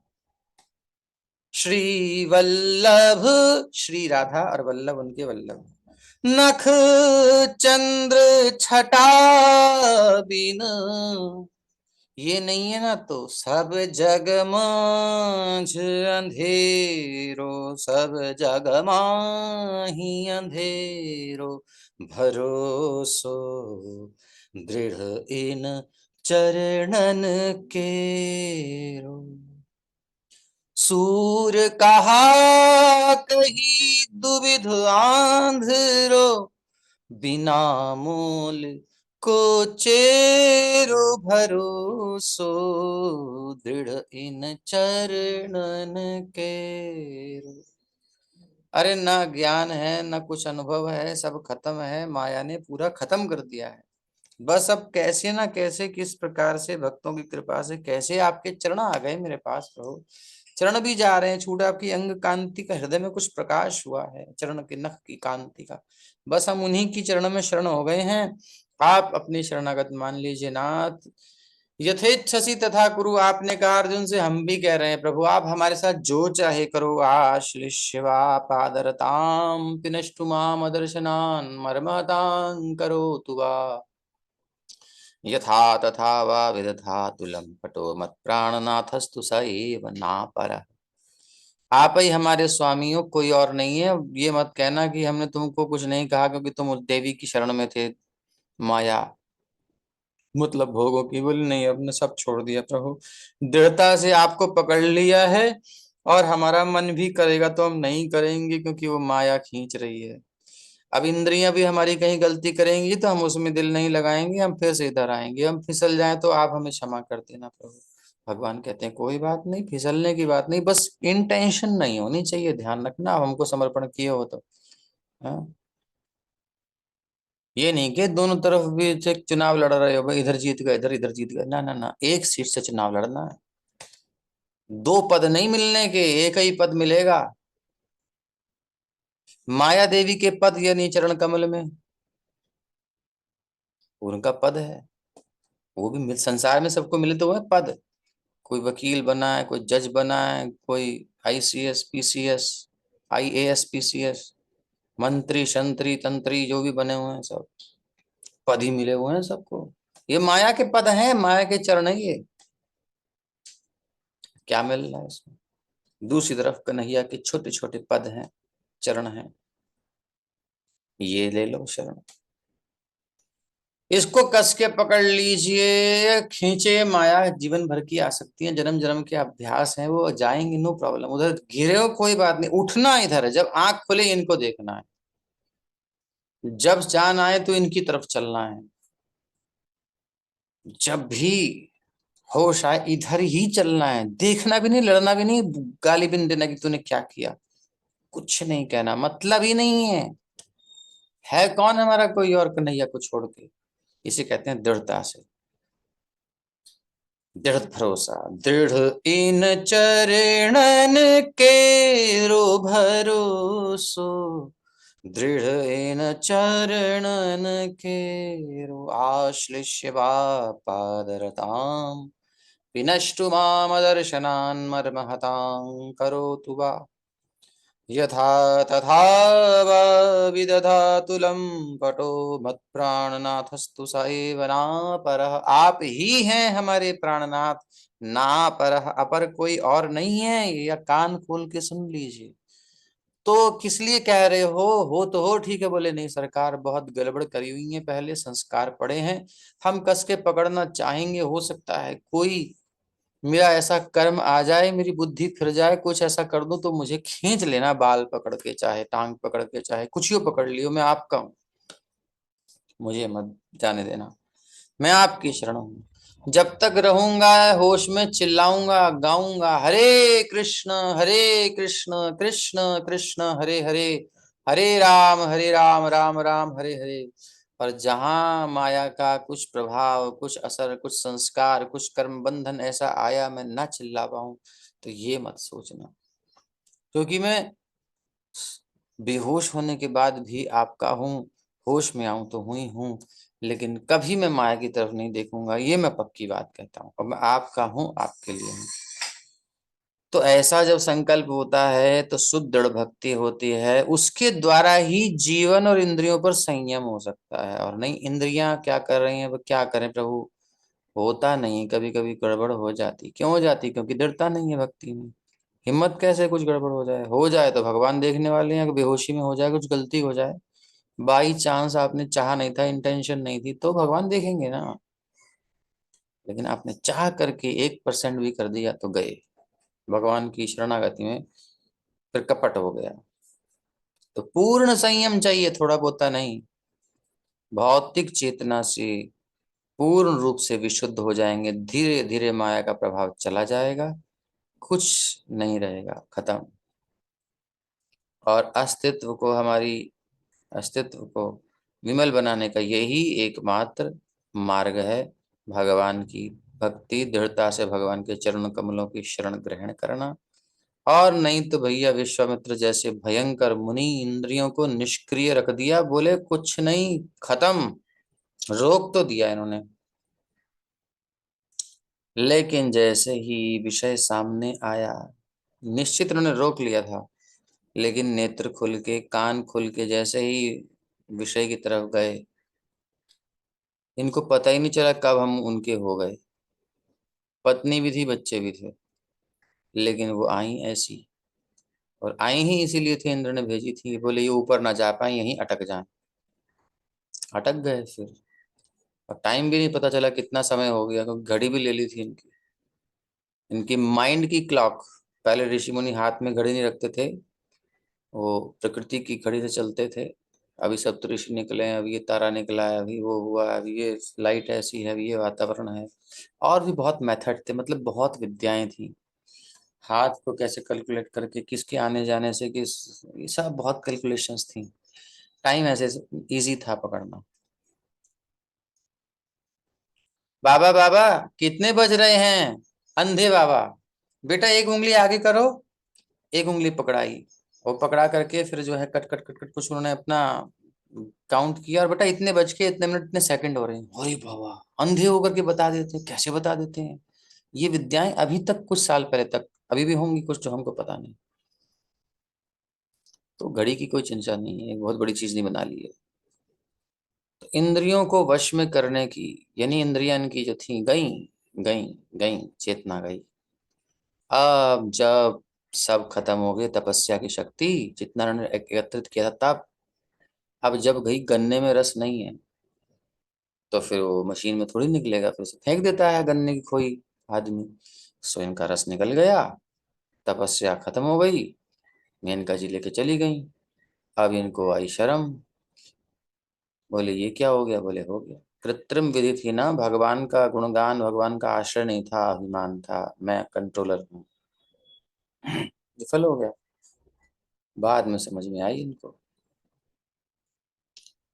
लेकिन शुद्ध भक्त के किस्से में ऐसा नहीं होता कि कृत्रिम साधन से इंद्रियों को कार्य करने से रोका जाए, अपितु उन्हें अन्य अच्छे कार्यों में व्यस्त रखा जाता है। बस आप देखो, अपनी प्रॉपर्टी को बचा बुचू के, कहीं कहीं गाड़ गुड़ के, कहीं सिल सुल के, कहीं चिन चिना करके, मतलब कैसे भी रख लो, कहीं ना कहीं इनकम टैक्स डिपार्टमेंट के कान में भनक पड़ेगी, तोड़ फोड़ के कहीं ना कहीं निकाल ही लेंगे। तो वो तो चलो बाई चांस बच भी जाओगे आप, किसी को बताओगे ना, घर वाली को बताओगे ना, बच्चों को बताओगे, चुपचाप अपने साथ ही छाती पे लेके जाएंगे। तो इस जगह गाड़ दिया आपने कि कोई बात नहीं, कभी किसी समय से मिल जाएगा, मिल जाएगा किसी समय। लेकिन माया देवी की नाक बड़ी तेज है, ये देख लेती है। अब ये जो है, भगवान को ऑफर कर नहीं रहा है और हमारे एरिया में रह रहा है और ये तपस्या बचा बचा के करेगा क्या? कुछ काम आना चाहिए ना, निकलवाओ इससे। कोई ना कोई एजेंट भेज देते हैं और आप अपनी तिजोरी खोल देते हो और अपना काम हो जाता है, तपस्या गई, खत्म, संसार में लग गई। अब देखो विश्वामित्र की तपस्या क्या बनी, शकुंतला बनी, कितनी सुंदर कन्या है और भारत के इतिहास में उनका नाम है। वो तपस्या ही तो थी विश्वामित्र की, और क्या थी? ऐसे ही तपस्याएं पैदा होती रहती हैं। वो तपस्या यूज आ गई ना संसार की वृद्धि में, इतिहास में कितना सुंदर काम हुआ। ऊर्ध्व गति नहीं हो पाई उनकी, अटक गए, फिर दोबारा कलेक्ट किया है, चलता रहा। तो ये व्यस्त रखना पड़ेगा। खाली स्टोर करके रखने से, इंद्रियों को रोक करके या शक्ति एकत्रित करके बोले कभी भी यूज हो जाएगा उसका। तुरंत भगवान की सेवा में खर्च कर दो। एक भी नन्ही पाई मत रखो, ना एनर्जी की, ना उसकी, थक करके रात को सो और बस। अन्य अच्छे कार्यों में व्यस्त रखा जाता है। जब इंद्रियां अधिक आकर्षक कार्यों में लग जाती हैं, कृष्ण सेवा से आकर्षक क्या होगा? इंद्रियों को रोकने से अधिक है कि कृष्ण, देखो आपसे कहें कि भाई आप जो हैं, अब पता नहीं सब लोगों के कैमरे ऑन नहीं है, लेकिन अगर किसी से कहें कि भाई इतनी देर ऐसे ही बैठ जाओ, तुम कुछ नहीं करना, बस बैठे रहना है, आपको लगेगा भार, बोर हो जाओगे। लेकिन अगर आप कथा सुन रहे हो और कथा में मन लग रहा है, तो फिर आप कहोगे वाह वाह वाह, मजा आ गया, पता ही नहीं चला इतनी देर हो गई। तो ये जो है आकर्षक, अधिक आकर्षक कार्य में जब इंद्रियां लग जाती हैं, तो निकृष्ट कार्यों में जाने का मन ही नहीं करता इनका। तो भगवत गीता में कहा गया कि इंद्रियों को अच्छे कार्य में लगाने के द्वारा ही वश में रखा जा सकता है। बस यही है एकमात्र उपाय, और कोई उपाय नहीं है। इसलिए भगवान की सेवा भक्ति की अनिवार्यता है कि इंद्रियों को विमल किया जाए। इसको दूसरे शब्दों में बोले तो भक्ति में, सेवा में लगाया जाए। ये प्रोसेस भक्ति का ही प्योरिटी का प्रोसेस है। ये प्योर कर रहा है इंद्रियों को, या स्वस्थ कर रहा है इंद्रियों को, यही प्रोसेस है। किसी भी नाम से इसको ले लो। भक्ति का अर्थ ये नहीं कि निष्क्रिय होकर बैठ गए, बस आंख बंद करके, नाक कान बंद करके बैठे हुए हैं, किसी काम के ढिल्ले के नहीं है। सांसों पर ध्यान केंद्रित कर रहे हैं, बिंदु पे ध्यान केंद्रित कर रहे हैं ना। भगवान की सेवा में जो कुछ भी किया जाता है वह उनकी भौतिक प्रकृति से तुरंत ही पवित्र हो जाता है। हम्म।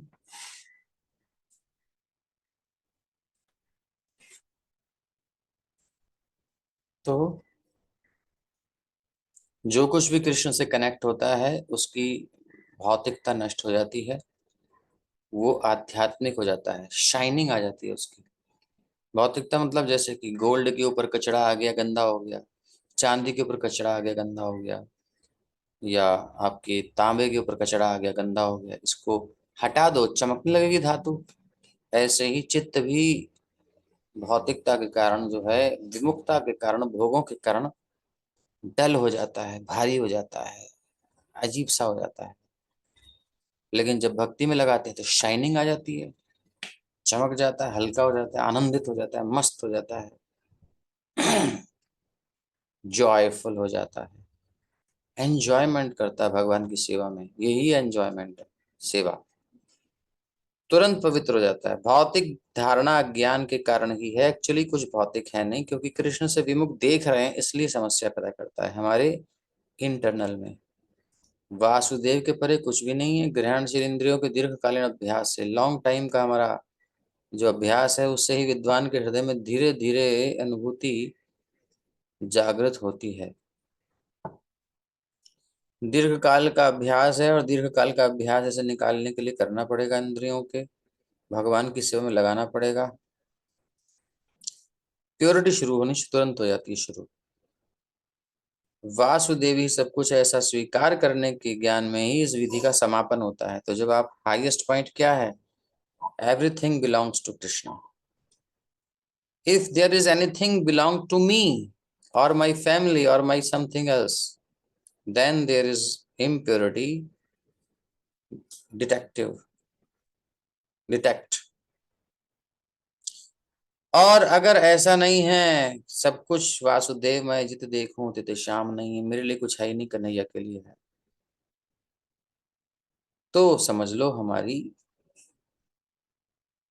जो विधि है पूर्ण हो गई है। अब हम इजीली फ्लो कर सकते हैं। ऐसा समझ लो आपने मकान लिया, आपकी ईएमआई है, या आपने कुछ लोन लिया था, आपको ईएमआई देनी है। तो जब तक आपके पास मैसेज आता है आपकी ईएमआई अभी बची हुई है, और जब आपके पास मैसेज आना बंद हो जाए समझ लो आपकी ईएमआई पूरी हो गई। तो जब तक आपको भोगों की कॉलिंग आ रही है इसका मतलब अभी आपको प्योरिटी नहीं है। जब आपको संसार का आकर्षण समाप्त हो जाए, अपने लिए कृष्ण ही कृष्ण दिखाई दे, उनकी सेवा ही दिखाई दे, समझ लो आप मुक्त हो गए, खत्म हो गया आपका माया का लोन। श्रीमद्भागवत महापुराण की जय। तो भक्ति में सेवा में यही विधि शुरुआत से स्वीकार की जाती है, बिगिनिंग से ही, बद्ध अवस्था में ही, गंदी अवस्था से ही। और भगवान की कृपा से जो अंतःकरण में भगवान के आदेश से सारा वास्तविक ज्ञान प्रकट हो जाता है। कहीं किसी जगह जाने की जरूरत नहीं। अगर नहीं है कोई तो कोई प्रॉब्लम नहीं। भक्तों का संग करो, जितना जो हो रहा है सेवा करो, भगवान की सेवा में इंद्रियों को लगाओ, ज्ञान अंदर से भगवान दे देंगे। अतः भक्ति में सेवा द्वारा इंद्रियों को वश में करना एकमात्र सरलतम साधन है। श्रीमद् भगवत भागवतम श्रीमद् भागवत महापुराण की जय। श्रील प्रभुपाद की जय।